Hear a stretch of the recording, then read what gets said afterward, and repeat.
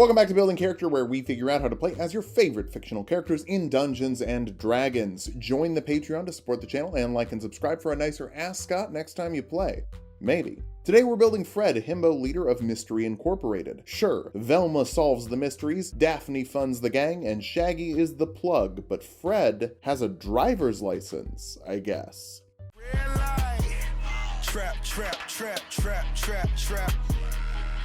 Let's start off with our goals for this build. First, the Matrix of Leadership. I don't know if Scooby-Doo has ever crossed over with Transformers, but it probably has. Next, we need traps. Fred loves traps, nets, snares, tripwires, everything. Finally, we're ditching the toxic masculinity for positive himbo power, baiting the baddies to chase us, even if you're dating the superior fighter. But what if you want a superior mealtime solution? Well, the solution to that is today's sponsor, Factor. That's right, gamers, this video is sponsored by Factor, and I've been loving them for years now. They deliver you meals that are ready to eat in 2 minutes, saving you time you could be spending gaming. Since the meals are never frozen, they are still packed with flavor. I am talking about using an ascot as your spellcasting focus levels of flavor. No matter what your dietary needs are, Factor has you covered. Keto, vegetarian, or calorie smart. Calorie smart is always my go-to. It helps me stay within my fitness goals while still filling up my belly, the most important part of eating a meal. There are 35 plus different options to choose from, so whatever your needs are, Factor will meet them. Y'all know I love Factor, but you gotta try it yourself. Head to factor75.com or click the link in the description and enter offer code TULOK50 at checkout for 50% off your first Factor box. You also get 2 free wellness shots from 3 different flavors as long as you maintain your Factor subscription. Check them out, get eaten today. Now, I'm gonna get back to this D&D build, if you don't mind.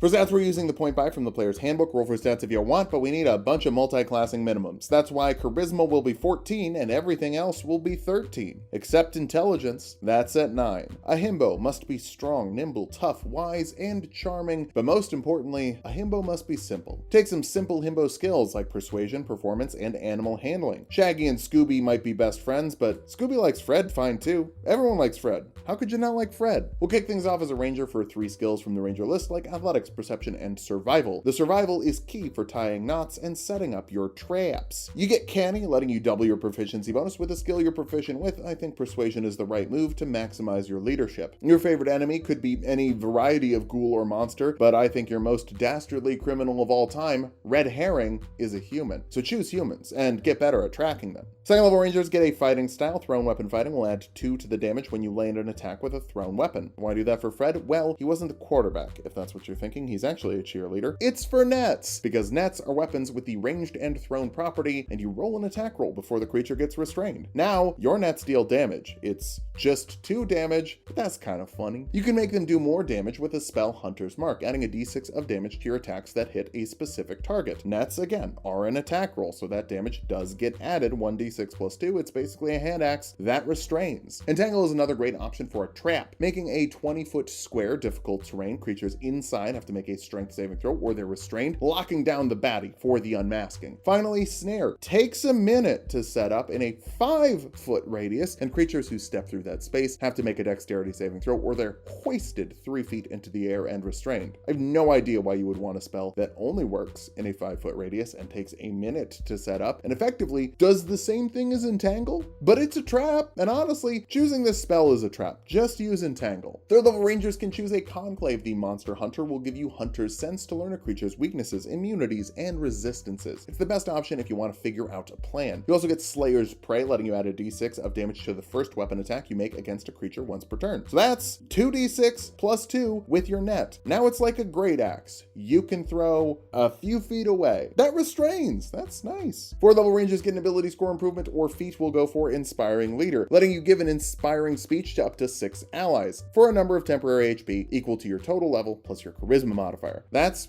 Fred, Daphne, Shaggy, Scooby, Velma, and one more, John C.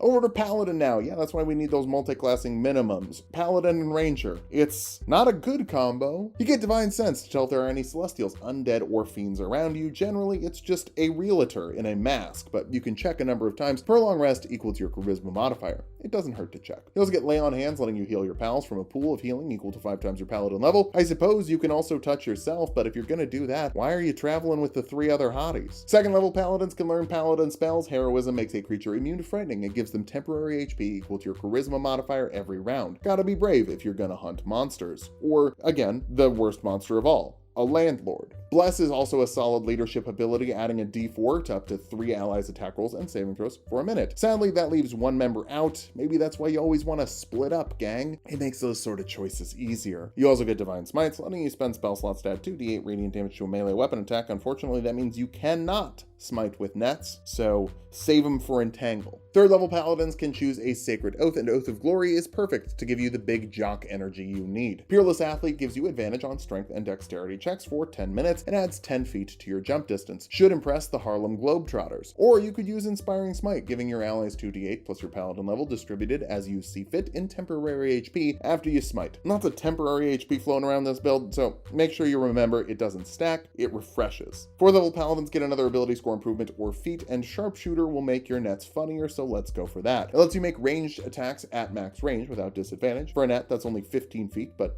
okay. You can also take a -5 penalty to your attack roll with a ranged weapon to add 10 to the damage roll. That's 2d6 plus 12 now. That's a pretty solid attack that you have a terrible modifier for. Oh no, sorry about that. Fifth level Paladins get an extra attack, letting you make 2 attacks with your action instead of 1. That's 2 nets in 1 turn, baby. You can also learn second level spells like Find Steed, letting you summon a warhorse, a pony, a camel, an elk, or a mastiff. Use it for a medieval mystery machine, or just get the mastiff for a spectral Scooby-Doo. This time, he's the ghost. 6th level Paladins get Aura of Protection, giving allies within 10 feet of you a bonus to their saving throws equal to your Charisma modifier. It's raw leadership power, nothing tactical about it, all instinct and pretty flowing blonde hair. Over to Fighter now. 1st level fighters get a Fighting Style. Archery adds 2 to the attack rolls you make with ranged weapons, helping offset the Sharpshooter penalty and making your nets more likely to stun with non-lethal damage. Of course, we are saying it's non-lethal. I don't think Fred is trying to ice the dude in the mask. Second Wind lets you heal 1d10 plus your fighter level as a bonus action once per short rest. That's the cheerleader stamina coming in clutch. 2nd level fighters get an Action Surge, letting you make 2 actions in 1 turn once per short rest. That's up to 4 nets, baby, the most efficient trapping anyone has ever done. 3rd level fighters can choose a martial archetype, and champion is simple, but so is Fred. Improved critical lets you critically hit on a 19 or a 20 with your attack roll. That doubles all dice for your crits, which means if you are getting a 2d6 from Hunter's Mark and Slayer's Prey, those die also get doubled. We could go to Battlemaster to add superiority die, but I didn't. I don't want to. This is Fred Scooby-Doo in Dungeons & Dragons. Please don't care about it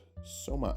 4th level fighters get an ability score improvement or feat, and hey, let's actually use it on Charisma, baby. Make that leadership pop. It's the first ability score improvement we actually took. That's wild. 5th level fighters get nothing. Who cares? It's all crap and then we die anyway. 6th level fighter.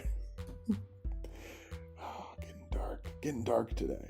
6th level fighters get ability score improvement, get more charisma again for better leadership. 7th level champions are remarkable athletes, letting you add half your proficiency bonus to any strength, dexterity, or constitution check you're not proficient with, and you can add your strength modifier to the distance of a running long jump. Fred is going to be the best cheerleader, absolutely crushing it. 8th level fighters get another ability score improvement, cap off that charisma, and move on to strength. Nets are a thrown weapon, so you can use your strength modifier to throw them, despite them having the ranged property as well. They share that property with darts, both being ranged and thrown, and being kind of bad. Fred would also crush it at throwing darts, I suppose. 9th level fighters get Indomitable, letting you reroll a failed saving throw once per long rest to get knocked down, then Chumba the Wumba to get back up again. 10th level champions get another fighting style of your choice. We'll go for Superior Technique to add a d6 superiority die and a maneuver to your repertoire. Commander Strike lets an ally make an attack using their reaction and add that die to the damage. Another option would let us improve our net's damage even further, but while that would be funny, it's more in character to call the play. Even if, and I want to be very clear about this, he was not on the football team, he was a cheerleader. Now that we've hit level 20, let's figure out how viable this build is. First, big charisma, that's fun. Fantastic persuasion will get things done without fighting. Your allies will also do better in the fight thanks to Aura of Protection and Inspiring Leader, leading to a bummer-free combat. Scooby-Doo doesn't need to die. Finally, nets are actually kind of good. I've always thought they were bad, but if you're fighting stuff that can be netted, you remove an action from enemies. That's really really good, and can be even better if they fail a DC 10 athletics check to escape, which they won't, but digging away in action is good. For weaknesses, yeah, larger, smaller means huge or larger, and your nets are useless. You'll have to throw darts, and that sucks. Your strength score isn't even capped. The multi-classing of Paladin and Ranger really made us bounce all around, and we had to choose where to invest. Charisma's the obvious choice. Finally, all your temporary HP gifts don't stack. They can only refresh, and that's kind of a bummer. But you've got your role, and you can play your role. Shoutouts to Jay, big fan. Lead the team, be their cheerleader, and activate those traps. Just maybe focus a little bit more on your specific role at home, otherwise someone could be solving the mystery of the dead himbo. Thanks for watching. If you liked the video, subscribe for more if you want to, I don't care. Join the Patreon and support the channel, and support Tulok and Mango, where we make good videos.